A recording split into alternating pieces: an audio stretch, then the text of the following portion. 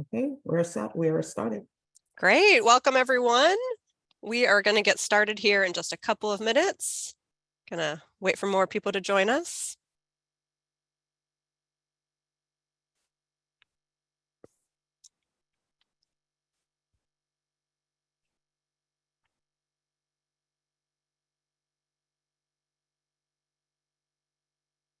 All right, I see more people still coming in. Welcome. We're just going to give it about one more minute here.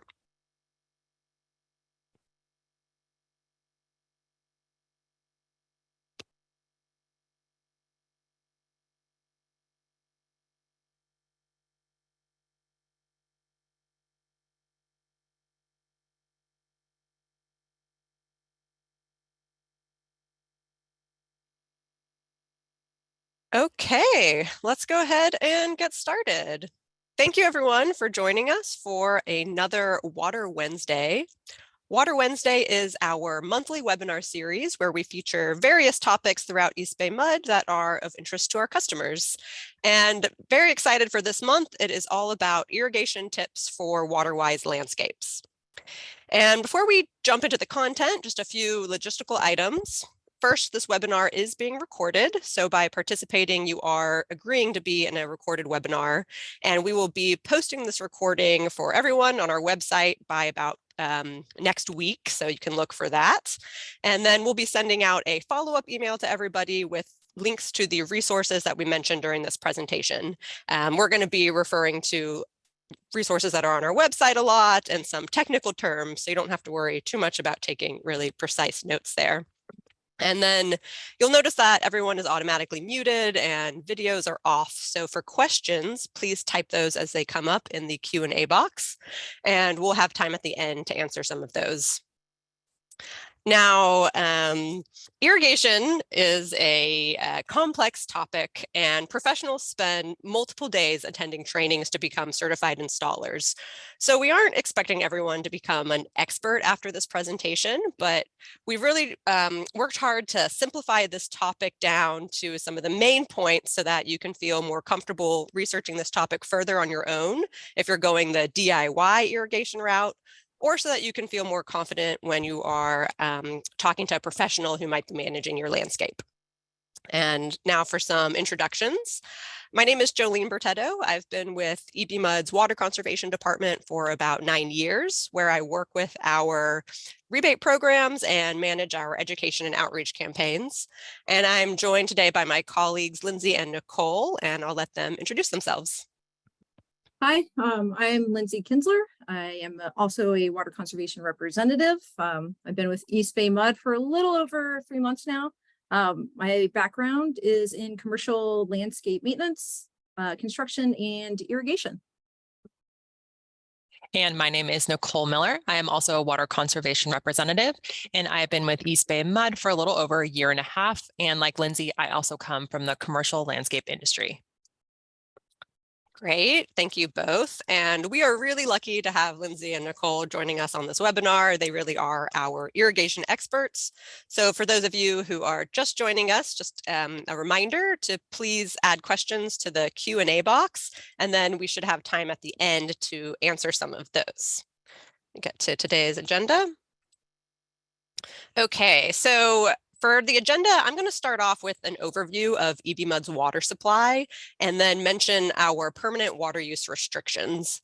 Then I'll pass things over to Lindsay and we'll really jump into the heart of it with an irrigation system overview, going over some of those key irrigation terms and the drip irrigation components. Then we'll pass things to Nicole, who will go over our summer watering tips, which includes how to conduct an irrigation tune-up, and then wrap up with how you can prepare now for fall planting, and then provide some more information and details about how you can apply for an EBMUD landscape rebate if that is of interest to you. And then we'll have time for those questions. So we like to start with an overview of EBMUD's water supply because it really emphasizes why water conservation is so important. And where your water comes from is something that a lot of people don't think about when we turn on the tap. And it really depends on where you live and who your water provider is. So here in the EBMUD service area, the majority of our water comes from the McCallamy River watershed. That means that 90% of our water is snow melts. And we rely on that snowpack to store water. And then when it melts throughout the spring and summer, it refills the reservoir. And we're considered a large water district. We provide water for over 1.4 million customers. And this is a zoomed out picture of where our water comes from. So you can see the McCallamy River watershed over on the right side of the screen. And the water is then transported through these 3 aqueducts and delivered to us in the EBMUD service area. So the water's coming from over 85 miles away. And so I like to bring this up because when you see water being wasted, when you see water just going down the side of the street, maybe a sprinkler system is watering the sidewalk, that water is just flowing down the storm drains where it's lost to us. We can no longer use it. And that water is so precious because it really started in the foothills. It started as snow and came a long distance to us here in the East Bay. Now, we had a really great winter. We got tons of rain and snow, so we are officially out of the drought, which is excellent. And EBMUD customers really stepped up. Together, we all saved over 10 billion gallons of water. So a huge thank you to everyone for doing your part. Our total system water supply right now is 95% full. So we're in a really good position going into the rest of this summer. But we know that droughts are going to always occur here in California, and with climate change, they're going to become more frequent and severe. So water conservation is really about daily actions and making it a part of your life. So just because we had a really great winter doesn't mean now is the time to waste water, but really now is the time to make some of those long-term changes, like in your landscape, that will set you up to be in a better position in the future. And so East Bay MUD has adopted permanent water use restrictions. So this includes prohibiting runoff from irrigation, like this picture you see on the screen. That's unfortunately all too common an occurrence. Watering within 48 hours of rainfall, watering ornamental turf at commercial sites. So that's turf that is non-functional, that's just there for looking green. And then using water to wash sidewalks and driveways, unless necessary for health purposes, and then using a hose without a shutoff nozzle to wash things like vehicles. And July is Smart Irrigation Month. What does this mean? Well, irrigation demand really peaks in July. So during this month, we do like to draw your attention to irrigation because our landscapes are important. What we don't want is for everyone to think that we need to save water and just shut off all irrigation and let all the plants die. That is absolutely not what we want, because our landscapes provide biodiversity and habitat for pollinators. They sequester carbon and provide essential cooling services. So instead, during Smart Irrigation Month, we're trying to think about how can we irrigate efficiently to support our landscapes. So how can we conserve water while still supporting all these ecosystem services and biodiversity. And so with that intro, I am going to pass things over to Lindsay, and we are going to jump in now to the heart of things with an irrigation system overview. Because like I mentioned at the very beginning, it is a confusing topic, but we want to kind of demystify it for you to go over how an irrigation system works and then include our top tips. All right, thanks, Jolene. So what we're looking at here is just a basic residential irrigation system overview. So there are 3 main components that we're going to talk about first: your meter, your point of connection, and your irrigation controller. And then next, we're going to dive into valves and the 4 different types of valves we'll see in a typical irrigation system. So first up, the meter. Your water meter is the source of water from our system at East Bay MUD. It measures water that is delivered to your home and your business. Your point of connection is where your irrigation mainline ties into your water supply. Sometimes at the point of connection, you may see an individual private irrigation sub-meter. And then lastly, your irrigation controller. This is what automatically runs your sprinkler system, and you program this to run individual valves. Next up are valves. Jolene, can you advance? Yeah, thank you. So what are valves? A valve is a device for controlling the passage of fluid through a pipe. In an irrigation system, you're going to see a couple of different types of valves. So what are they? One would be a manual shut-off valve. This is typically going to be a gate or a ball valve, and this allows you to physically shut off the water to your irrigation main line. Next type of valve you'll see in a system is a backflow prevention device. This device prevents irrigation water from coming back into the potable water system and contaminating it. Some systems you may also see a master valve. This is a valve that is installed upstream of individual remote valves.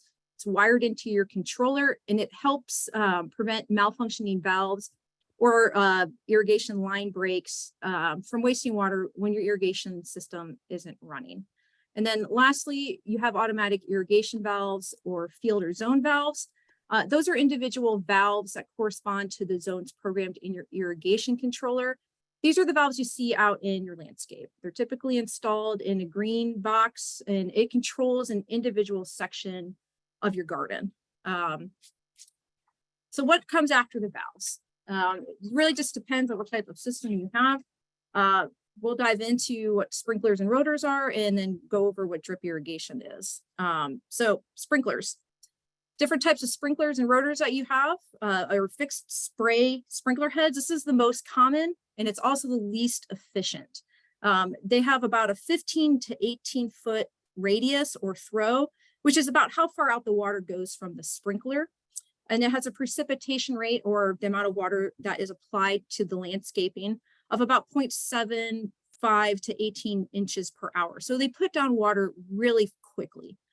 They're designed to operate at lower pressure, and they produce fine particles, which can lead to overspray and misting and makes them a little bit susceptible to wind.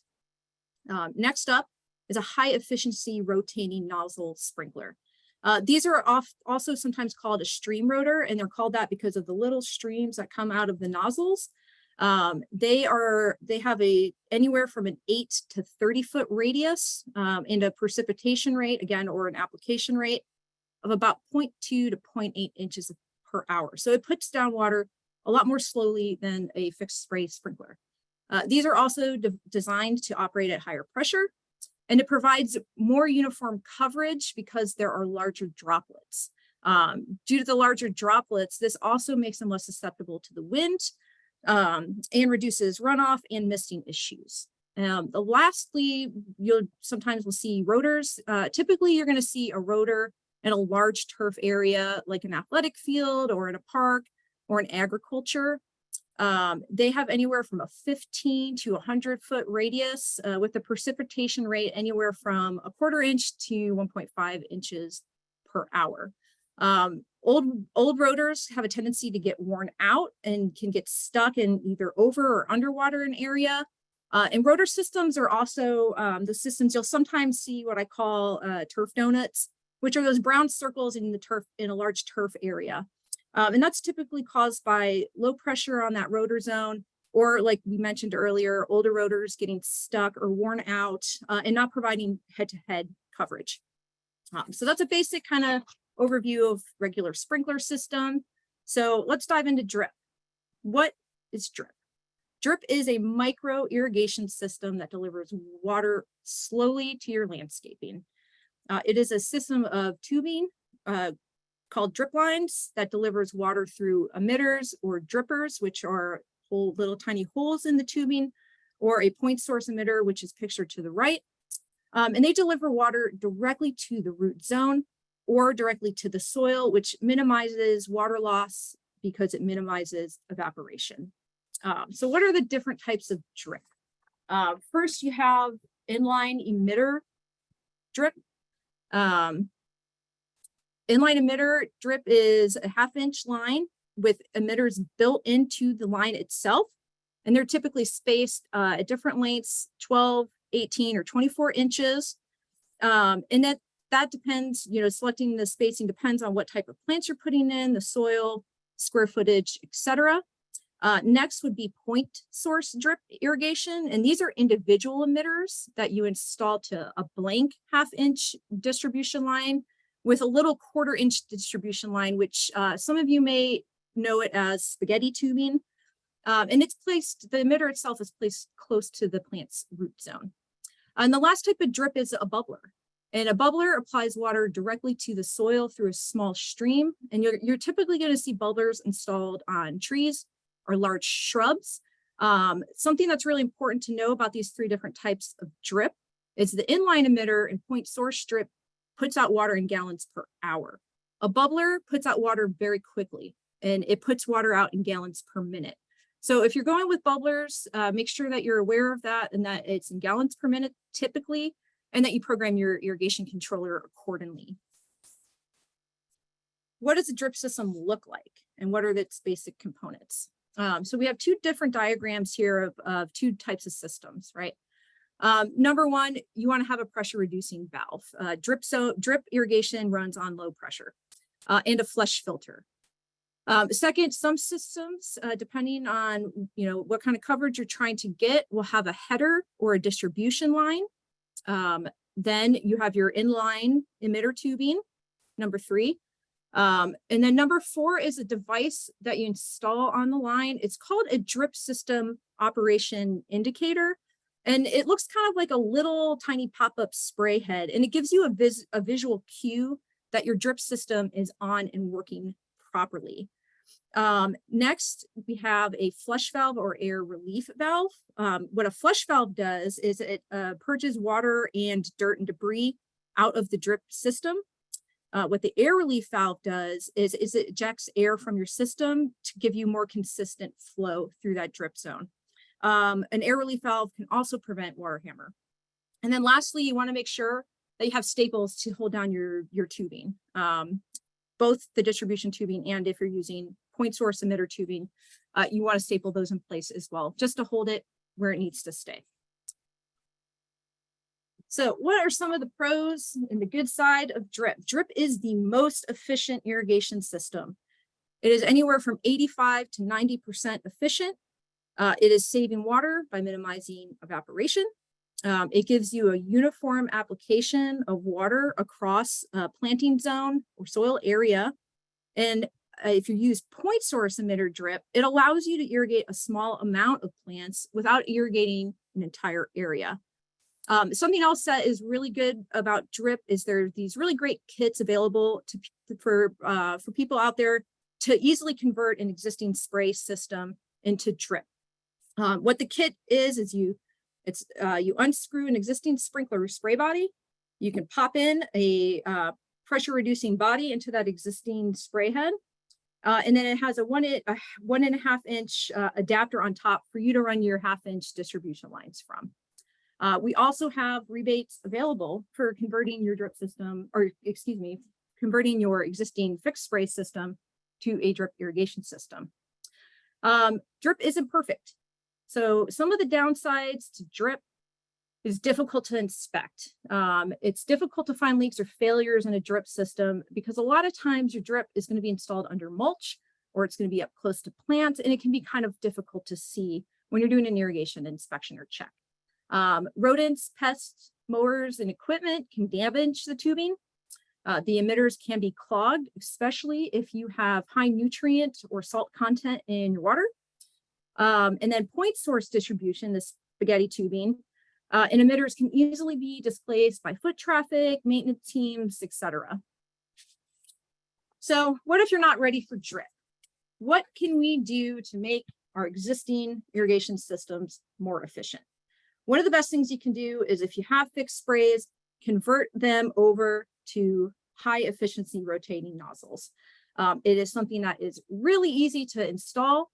We will have a YouTube video available soon that gives you instructions on how to change out your standard spray nozzle to one of these great high efficiency rotating nozzles. They are 60 to 85% efficient versus a standard spray, which is 50 to 75%. And I will say that having worked in irrigation as long as I have, 75% per fixed spray station is generous.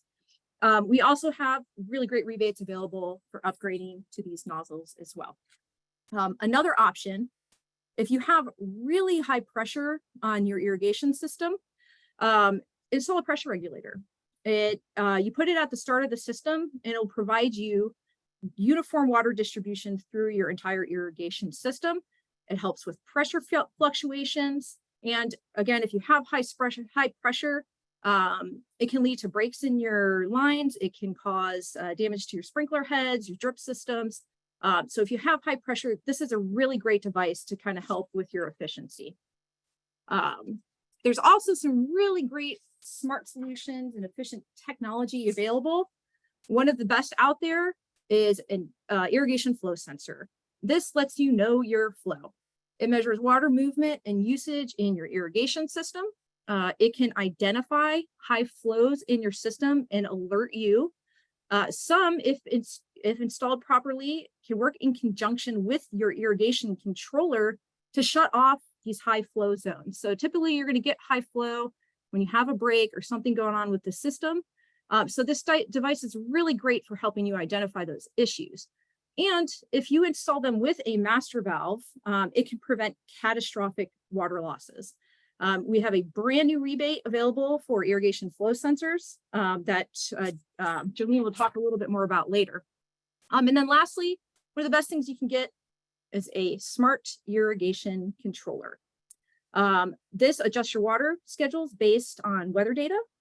It can be programmed to shut off automatically during rain or freeze events. And some of them have remote capabilities. So if you're away from home or your business, and you need to shut that system down, you have that ability. And again, if you use it in conjunction with a flow sensor, the irrigation controller and that flow sensor can identify leaks and shut down that system.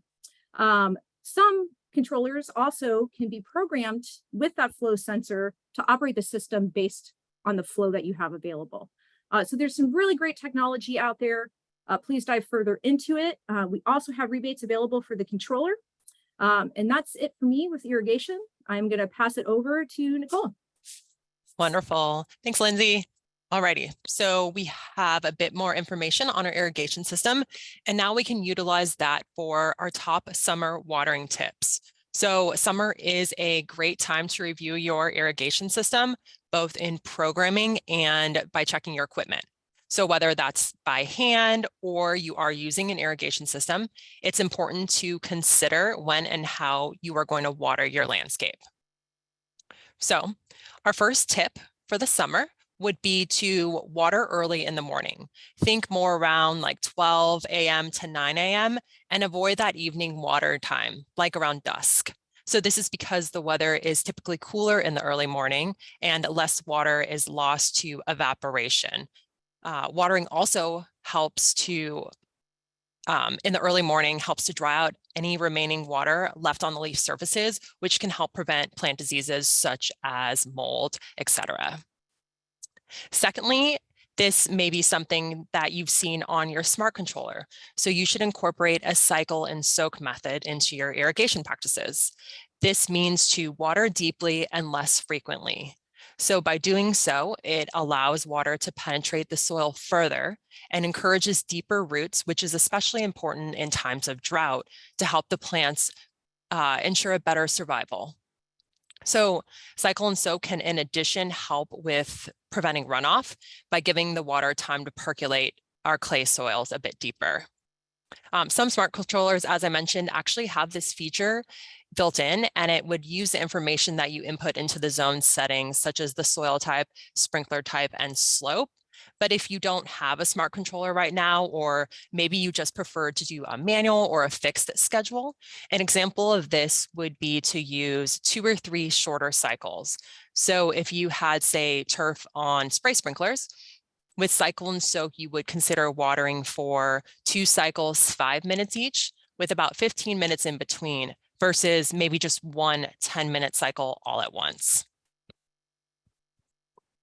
So now that you kind of have the regular times and cycle and soak down, we would also recommend reviewing your summer watering schedule. So irrigation, as Jolene mentioned, in July is at its highest use in the summer months. And so even though some of us may have smart controllers that should automatically seasonally adjust, it's still really important to review those run times for each zone and just ensure that the correct zones are actually in the correct program.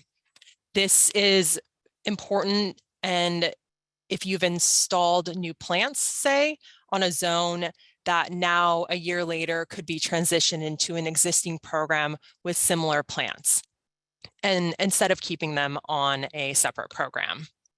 But regardless of your controller type, though, it's also a good time to set a reminder to turn it off in the winter. Sometimes I like to think of turning my controller off around Thanksgiving and then setting a reminder around Valentine's Day to turn it back on, so it hits that rainy winter window. This would also include toggling on those weather features. So on your smart controller, just making sure weather features that include the rain, the wind, the freeze settings are all turned on right now in summer so that you're prepared come the winter. And if you aren't even sure where to start watering, or you just need a bit of assistance to make sure your run times are within reasonable recommendations, we have our lawn and landscape watering schedule that can be found online on our website. So this is just a snapshot of it, but in order to use it, you would pick your sprinkler or drip type irrigation on top that closely resembles the landscape that you have. So whether that's landscape or lawn, and then you would track down. So for example, if I had lawn on pop-up sprinklers and it's July right now, I would start at the lowest time. So I would try 3 minutes, 3 cycles a day for 3 days a week. And then this would be my starting point. So I would see how it goes for about a week or two, and then I can adjust accordingly. Maybe that's in terms of minutes for timing, or maybe I need to add an extra day to my program. We do know that this schedule has a lot of information on it, and it can be extremely valuable if you just have a copy next to your controller. So as Jolene mentioned, we will include a link in our email after this presentation to it for you. So we've gotten our schedule down, and now a very underutilized component to checking your irrigation would be to check your soil. So it's a really good practice to check your soil, and it's an easy way to see how deep your water is actually going. This is because different soil types absorb water at different rates. So clay soils are going to absorb water more slowly than sandy soils, which absorb water more quickly because the granules are larger. This process takes just a few minutes, and you can actually use your fingers or a soil probe to do so. So for your fingers, you can put your finger into the soil, and then if about your knuckle, if it's dry, it's probably most likely time to water. And if you want to get a further down look, you can use the soil probe, which is the image pictured here on the slide. Just as a caveat though, this may be different for more established trees because those root systems can go down to almost 12 to 24 inches deep. So a soil probe here would be a better option than your hands. And lastly, summer is a great time to do a summer tune-up. Your irrigation is in full swing, your water loss is high, and scheduling time to do your summer tune-up is very important. We would recommend at least doing a summer tune-up in general of your irrigation at least one time a year. And the first part of that tune-up involves checking your controller, so verifying your program. And if you don't have a smart controller, or you just have maybe an older controller that still has a battery, now's a great time to replace that battery to preserve the program should the power go out. You won't lose that program you've input into it. The next one would be to turn on each zone and valve, and that's either through a phone app, or you can manually do that at your controller or by turning on each valve. You would then want to walk around while each station is running and look for some of the common issues that we've seen out in the field. This would include broken or clogged equipment like spray heads or drip tubes. This can be caused from mowing or weed whacking. We've also seen animals biting drip tubes for water. So these are kind of some of the things to look out for. We would also recommend reviewing your nozzles or your drip tubes and emitters that may need to be adjusted for proper coverage of your plant material. This is especially important if you've recently installed new plants, and as they grow and mature, you want to move those drip tubes and emitters further away from the base of the plant. So you've touched upon your above surface irrigation equipment. You also want to check for what could be happening below. So that's walking around and looking for maybe sunken areas or overly wet areas in your landscape, and also observing if maybe some of your equipment isn't emitting any water. This could be an indication of a lateral or a mainline leak below surface, and could be due to a loss of pressure as well. And lastly, some of the other often overlooked items would be to look at your valves. So this could be valves above ground or in valve boxes. There can be leaks in those, as well as some of your hose bibs. Sometimes accidentally they're just left on and there's that little drop that's wasting water. It's important to check your hose bibs as well. Okay, so you have reviewed your irrigation system and you've worked on your program, and now summer is also a great time to prepare for fall planting. So that's whether you're going to plant into an existing garden with just a few plants, or maybe you're ready to convert your lawn to a low water use landscape and apply for our rebates. So planting in the fall provides cooler temperatures, it has shorter daylight hours, and you also have the option of being able to take advantage of nature's irrigation for establishment. So the first thing in order to prepare for fall planting is to take a look at your landscape and consider your hydrozones.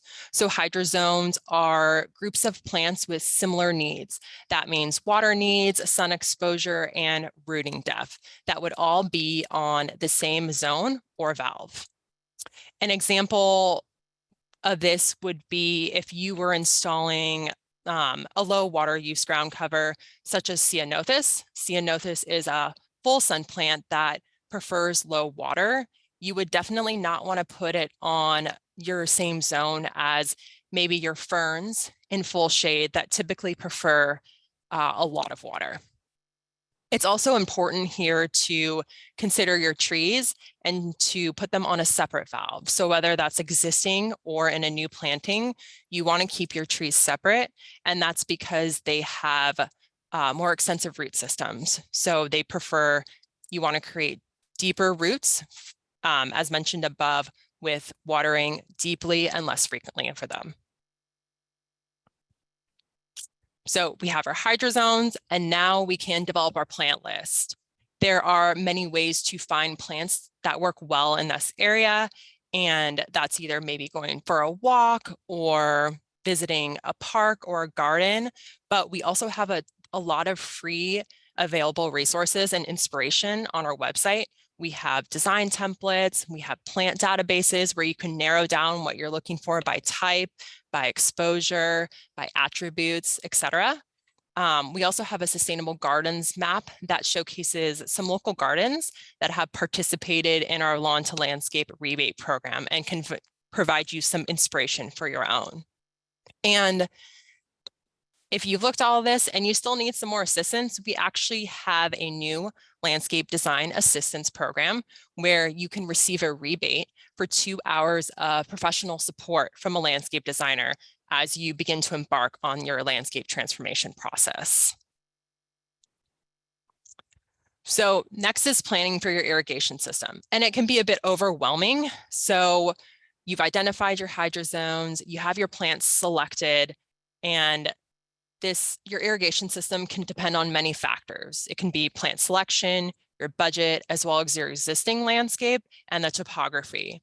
Very, very briefly, if you already have one in place and the goal is to make it more efficient, we have rebates for converting those spray sprinklers to drip, as well as if you don't want to do drip at this time, you can replace the spray sprinklers with our high efficiency rotating nozzles. And if you have a blank slate or you want to redo an entire area, On our website, we have sample layouts and many more resources to help you get started. There are also directories on our website that have information about hiring a landscape or irrigation professional that can help you a bit further. Alrighty, so maybe you are starting with a blank slate and you want to remove your lawn and convert to low water plants as part of our rebate. So we would recommend considering sheet mulching. So instead of removing your lawn and putting it in the landfill, sheet mulching is the process of just layering cardboard, compost, and mulch right on top of that grass. It helps to build a healthier soil and also eliminates the need for grass and weed killing herbicides. Summer is a great time to start this process because the heat and the time before fall planting can help break down the grass.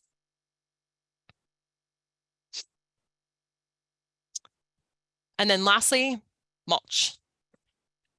Plan for mulch in the summer. Mulch is made up of organic material, so tree chips, chipped wood, etc., and it's used to cover your bare soil. Mulch can be installed year-round, but summer in particular, it really helps with increasing the soil moisture. It helps with weed suppression before those winter rains come. It also really helps with reducing the sun damage to irrigation equipment like drip. So in addition to improving your aesthetics, we do have mulch and compost coupons on our website, and they're to local gardens and nurseries. In addition, you can also reach out to local tree companies, and they can sometimes supply you with free wood chips, where otherwise they would just go to the landfill. So we've touched upon our irrigation system. We prepared a bit for fall planning, and now Jolene is going to discuss a little bit further our landscape rebates. Great. Thank you, Nicole. So we've mentioned our landscape rebates throughout this presentation, but I did want to just spend a little bit of time going over the process for how you can qualify. And I did see a couple of questions about this come up already in our Q&A. And we're about to get to the main Q&A. So just a reminder, you can go ahead and type those there.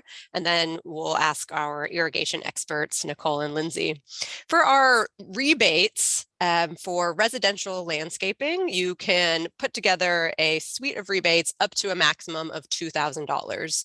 And then if you're working with a business, that maximum is actually $15,000. So it's a great way to get some money back for your project. And our most popular is our lawn conversion rebate. And we've come out with a super rebate, which is $250 per square foot.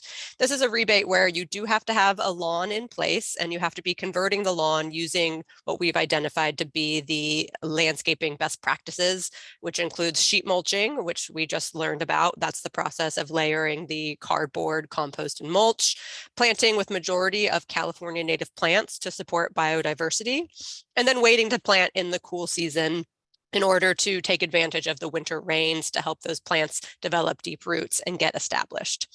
And then we also have our new landscape design assistance program. This is going to be a 2-hour consultation with a professional landscape designer. So these are designers who we have vetted, who are well-versed in things like drip irrigation and native plants. They will actually come out for a site visit and provide you with some general guidance about things like hydrozoning or which plants might work well based on things like sun and shade, and then also your own design preferences. For both of these, you do need to get in an application ahead of time. So the process is you go onto our website where our application is located, read the eligibility requirements, send in that application, and we'll ask for pictures of your existing landscape as well, confirming that it is a lawn. And then we'll contact you if we have any follow-up questions, but you'll likely just get a written notification to proceed, so kind of a pre-approval. And then from there, you have 9 months to complete your project. And if you're running behind schedule, we do give extensions. You just have to let us know. But the big thing to emphasize here is you do have to get in that application ahead of time, just to make sure that you understand all the requirements for the rebates, because these rebates are not retroactive. And then we also have several irrigation equipment rebates. And this includes our sprinkler to drip conversion. So this would be an area where maybe you already have some shrubs and they're currently on a sprinkler system, but you think it would be more efficient to convert that to drip. So you can get 25 cents per square foot for that area. And then our smart irrigation controllers, this is replacing a conventional controller with one that uses weather-based information for scheduling. You can get a $100 rebate for that 12-station controller. And then our high efficiency sprinkler nozzle rebate, which is $4 per nozzle. And then our new irrigation flow sensor rebate, that's going to be 50% of the cost of that flow sensor, up to a maximum of $250. So again, you can combine different rebates up to that maximum of $2,000, and go ahead and get in that application or reach out to us if you have any questions about whether or not you are eligible. And we usually turn these applications around in just a couple of weeks, so then you can go ahead and get started on your project. So in summary, just kind of wrapping everything up here before we open it up for questions, we've covered a lot of information today, and so this recording will be available if you need to go back to maybe the first portion and look at some of those definitions for those key terms again. But we are out of a drought, but conservation remains important, and one of the best ways that you can save water outdoors is going to be with that efficient technology, and I do hope you'll consider some of the items we mentioned here today. And then make sure you're conducting a summer tune-up to check for leaks. You don't want to just turn back on your irrigation in the summer and expect it to be fine. You'll want to make sure that you're turning on each zone and manually going around to check for things like wet spots, or if your plants have grown, maybe your emitters are now blocked or your sprinkler head is blocked and you may need to move those. Making sure that you are adjusting your irrigation schedule. You don't want to just set it and forget it. It is something that you need to check in with. And then now is a great time to plan for fall with low water use plants. And then don't forget about those EBMUD rebates so that you can plant in the fall when it is the rainy season. And we wanted to make sure we allowed plenty of time for questions, and I've seen some good ones come in through the chat. So I think I'm just going to get to some of those as they've come in. So I saw a question that came in, Lindsay, I think this was during your portion where you were going over irrigation equipment. It's about valves bursting. The question is, how do you solve that issue? Have you come across irrigation valves that just burst before? Yeah, typically you're going to see that when you have high pressure. So a great solution for that, if it's an ongoing issue with your valves bursting, is installing a pressure regulator at the start of your system. Because if it's impacting multiple valves, then you probably have really high pressure system wide. So that could be causing the issue. Okay, that's good to know. Got another question here about high efficiency rotating sprinklers, and do those typically fit in with a sprinkler system? How do you know if it's going to fit, if what you purchase will fit? Sure, I'll take that one too. So if you have an existing spray head, it has a nozzle on it already, just a standard nozzle. So it's important to know, look at the type of spray head that you have. And then, when you go to either an irrigation supply store or a hardware store, you just want to make sure that most of these high efficiency nozzles are going to fit on most risers. So what is a riser? When your sprinkler head pops up, it's on a thin little stick that's called a riser. So the nozzle screws right on top of that riser. So you pretty much just lift that riser up, unscrew the standard nozzle, screw on the high efficiency nozzle. For the most part, most manufacturers make high efficiency nozzles. They're going to fit into most spray head products. Okay, great. Thank you for that. And yeah, we'll be sure to send out our how-to video, which is just being finalized right now. Okay, we have a question here about hydrozoning, which Nicole, you had touched on, but hoping you could explain it a little bit more given the scenario. So the question is, what do I do if I use a drip system, but have different watering frequencies for certain types of plants, such as the vegetable garden or the edge landscaping? The question is, do I need two controllers, or how do you set this up for one controller? Good question. So if they are on two separate valves, you can use one controller. You can create 2 separate programs. So maybe that's a program A for your veggie garden that's going to be running more frequently. And then the edge landscaping would maybe be program B, where it's running every few days, depending on how established it is. Great. Yeah, thank you for mentioning those different programs. And that's essential for watering trees as well, making sure those trees are on a separate zone because they're likely going to need a longer runtime or be on a different system. I was wondering, Nicole or Lindsay, could you talk a little bit more about irrigating trees? And we have a question here about specifically using bubblers for trees. And do you think those are a good fit? Sure, Lindsay, would you want to touch upon for the Oh, bubblers portion? now you go for it, Nicole. Sure. So bubblers are a great option for watering trees. They emit water at a more even application and can get further into the root zone. And what was the other part? Sorry, Jolene. Well, wondering if you could talk a little bit more about trees. Trees provide so many different ecosystem services. They're sequestering carbon, providing habitat, shade, which is super important during things like this heat wave. How do you recommend efficiently watering our trees to make sure that they stay alive while we are saving water, especially during times when we are in a drought? Okay, yes, so bubblers are a great option as well as drip rings. So our recommendation would be to water deeply, so deeply and less frequently. So minimizing shallow watering. So maybe that bubbler or drip tubes are running for an hour versus a shorter amount of time. That can enable the tree to develop those deep roots and longevity wise in terms of drought as well.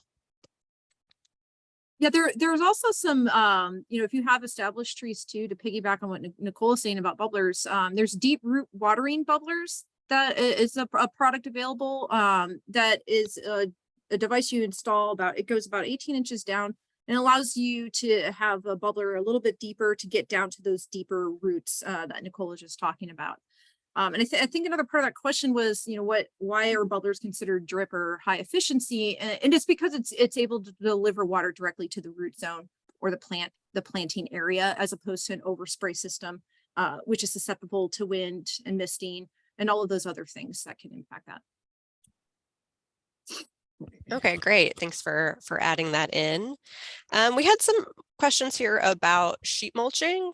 Nicole, I know you had mentioned it, and we've actually done full-on webinars just about sheet mulching and also some in-person hands-on workshops, because that's a really great way to get your hands dirty and learn more about that process. But since we do have some time here at the end, could you talk a little bit more about sheet mulching? So I think you had mentioned this being a good time to start, but could you talk about the process a little bit more? So do you wet the cardboard, and then how long do you need to leave that in place before planting? Yeah, so sheet mulching is a great time. So you would prepare the site. So first, you're going to keep your lawn, you're going to water it down, you're going to essentially create a trench around the edges. And then you can lay down your cardboard. And I referenced it on the slide, but thinking of it like a lasagna recipe. So you're going to lay down your cardboard, you're going to water it, and then you can, at that time, if you want to add your drip irrigation, if you have irrigation planned, you can do that as well. And then you can install your compost and mulch. And then so that takes, depending on the weather, it can take a few months for it to completely decompose, but then you can install your plants right into that mulch. Yeah, one way in some of our workshops, we've installed the plants right away is you can actually just cut an X into the cardboard and then actually peel it back. And then, yeah, you can plant in right away. You will have to be diligent about, especially if there's some grasses poking up around it, hand pulling those. But you don't have to wait for the entire lawn to be killed off before. The lawn will be composted on site essentially. And as it breaks down, it will add nutrients that then your plants can utilize. So I think you mentioned this, Nicole, but where in the process does the drip irrigation go? Oh, yes. So drip irrigation would go after the cardboard. So you have your lawn, your cardboard, and then you can apply your drip irrigation. Then you would put compost and mulch on top. Okay, great. Thank you. And we have lots of questions coming in. So I'm just reviewing some of them here. Let's see. We have some questions about smart irrigation controllers coming in. Is there like an estimate about how much those cost for a typical residential landscape? And then what can people do if they need technical assistance with getting those set up with those sensors or assistance with programming? Any suggestions there? Yeah, so a typical, you can get a decent residential irrigation controller for a couple $100. It just depends on what you want out of the controller. But there's some really great ones available on the market that depending on how many zones you have, some are even under $200. And they're going to give you all those capabilities and bells. Maybe not as many bells and whistles as those super expensive controllers, but you probably don't need all of that. And then as far as like programming and setting up flow sensors with that controller, most manufacturers have really great websites that can assist you with programming and how-to guides. A lot of manufacturers also produce videos on how to install. So, if you buy a certain brand of a controller, go to their website and typically, they're going to guide you to that website anyways, because they want you to look at their other products. And you're going to find a lot of really helpful resources on how to set that controller up properly. But again, sometimes things can go wrong. Sometimes it can be confusing. If you get bogged down, again, I'll reference you back to our website. We have some resources available there. And then you can also reach out to the Irrigation Association's page and look for an irrigation contractor if you get in a real bind and you just can't get it figured out. Great, thanks, Lindsay. And you just said, you can look on our website. A couple of people in the chat have asked, what is that website? So it is just ebmud.com, and we really have tons of resources on there. So the main links we'll include in that follow-up to email to everybody, and also for those who weren't able to attend today's webinar. So you can go straight to our rebate application. You can go to our video gallery where we have lots of how-to instructional videos on things like sheet mulching, installing those high efficiency controllers. So you can look for that within a day or two. We'll get that out to everybody. And then let's see what other questions have come in. A lot of people have said that they're interested in the rebate program, so that's excellent. And there was a question here about getting a consultation if you don't have a lawn. So for our lawn conversion rebate program, you do need to have an existing lawn or have recently cut off watering. But for that consultation with a professional designer, it's okay if you don't have a lawn. That's available to anybody with a landscape who is still looking for advice on what to plant. So if it's a weed patch and you're wanting to turn it into a new Waterwise garden, we would, rather you do that than replace it with a lawn. So you would still be eligible for that rebate. And we have a list of designers that you can choose from who work in different parts of our service area and have different specialties. So you can look at their websites and contact somebody who you think is a good fit for you. Let's see. And I think, Lindsay, you had mentioned this, but another question came up about hiring a professional. Could you share some of those different directories where people can find professionals who are trained and skilled in this type of landscaping? Yeah, sure. You can, if you go to, it's called the Irrigation Association. If you Google Irrigation Association, they have some resources there that you can look up local contractors who have certifications through the Irrigation Association. Local contractors that can assist you. I know we do have a few resources on our website as well, but the Irrigation Association really is a great place to go to try to find, because they have a directory of local landscape contractors who are certified professionals. Great. Yeah, another one that comes to mind is professionals who have done the QUEL training. That's the Qualified Water Efficient Landscaper training. They also have a directory, so you can find professionals who live nearby or work where in your neighborhood. So that's another good source for that. Yeah, and I think Rescape also it has some resources for irrigation contractors as well. If not irrigation contractors, definitely designers. Yeah, great. We also have some more questions coming in about mulching, and specifically one about mulch and fire. So this is a question that has come up before, and we do want to defer to your local fire district. There might be some restrictions on how close mulch can go to the side of your home. I think some places require mulch to be 5 feet away from the home. But the question is about mulch and flammability. So there's lots of different types of mulch. And what the research is saying right now is a type of mulch called composted mulch is the least flammable. And that's going to be mulch that's usually going to be a little bit smaller in size. And it's already started that decomposition process. So that is something to look for when you go to a hardware store, nursery, or local soil provider.